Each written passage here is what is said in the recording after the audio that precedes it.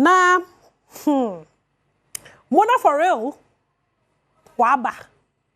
sister ko prison kakra let's convicts but ochirema we move omo bia mbepie ni shefom there be mistake no ye but she is back for good na pressure was a little bit because sister tum ko prison ba 1 week na emba ya zo to them he wanna cho nyum na man no la cho ya no cho nyum no prison like nyama bebre another say bebre ko do mitimo 1 week ya na sister we twa video to na say ya man 1 month wa Ghana had is a yo ba ye no star wanna for reliable na oben so no wa drop banger te wet o wanyum no mu ate mama te wet o wanyum no mu ai na no minya ho fa ma opinion mi amba sister mo na bato wanyum no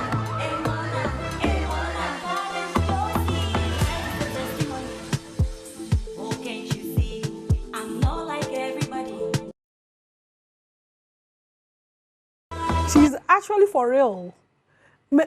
still me pedamu enyum no cho yan san no look prison and enyum no cho no prison ho and go 1 week yala no bo cho enyum na no obi cho enyum na man like planning no why na dan hey what's go for talent wo krom ha o na sister e ho na ni bibia ye before god the man no kwere do da na aka ate o mdo yes but ni bibia ye the way anala oh masa and a creative team be tenechi because masa lady no or too much na come back is wa handle we didn't see this coming abanso no no welcome ai na ya tete nkofuru chirema ebobo gbazin ntina we yi wontam no ntino onche be ebo no wo so ese nkofo no kwala me hint na ati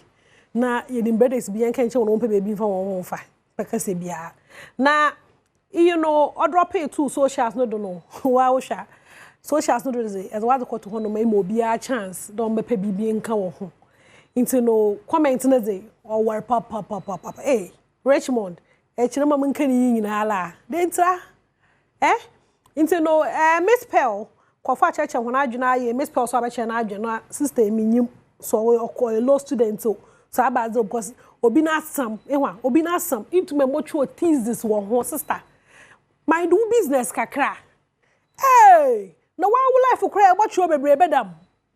minya ho nkan pa kwesi ochemo so hard working woman who dey sister no hard work papa na was akọ prison was abana sisi na we release nyom no ntino pa kwesi no ochro yi import nya me meke comfort mu nyina wo ochemo was hard working woman hey who started with 300 cedis mona I'm paying 300 start business na whatever no so dam no come obi susu fio hey Ghana for mo bi na zinya woni fo one more bi na zinya fio dan now ohima next assistant please go and pay the $1 million before they come for you again into no if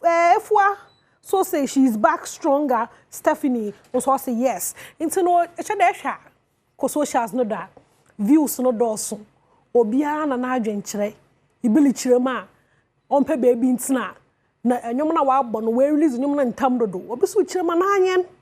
sister aba back na lor kono na enyom adwuma na oye enyum ya na oziko pay UK yan koreka ja wodi a wode sua no ho besinko USA no ntino se wa kwa abaza odo start paso obezina wezizi won no nyuma ate na onyekwana wezizi ntino Haja for real is back na oba back no so was a banga bent no bomazina na stream enyum no na onye sika na onfa bi nzizi